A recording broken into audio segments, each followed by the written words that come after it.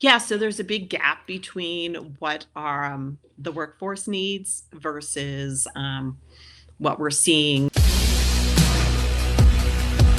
We have all these fires going on, right? Oh And new yeah, challenges with Airbnb laws kind of potentially limiting new investors and new folks, and a lot of headwinds and challenges with the housing crisis. But for our listeners who aren't familiar with what's going on, maybe kind of give them a snapshot of what you're seeing right now. so we're seeing Placer County specifically considering putting a moratorium on short-term rental licenses. So existing homes that have short-term rental licenses can renew, but they've put a moratorium on new licenses being issued for short-term rentals. So that's put a pretty big dent in the real estate market, and we're just dealing with it as it comes along.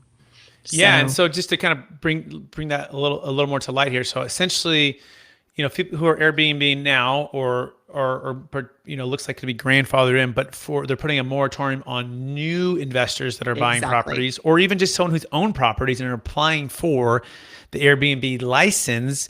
And part of that challenge, Rebecca, and I think we were talking about this before the show, is the fact that there's the work, let's say the blue collar workers in the area, they're getting priced out of the market in housing, Exactly. and then you have developers who are developing 3 and 4 bedroom units, which typically are going to draw a higher price, right, Right. or more of an investor or more of an Right. Airbnb thing. And so you have a lot of Mhm. people who come and tour the place, but then you have the folks that need to live and work. And so there's just this challenge, right? All of this housing crisis. Anything else on that? Yeah, so there's a big gap between what our the workforce needs versus what we're seeing that's available inventory. Not a lot of inventory, so anything really in the $500,000 price range or below, there really is a lack of inventory these days. So on the higher end side, definitely more opportunity, but that's not what the workforce needs. The workforce needs one bedroom and two bedroom apartments being built.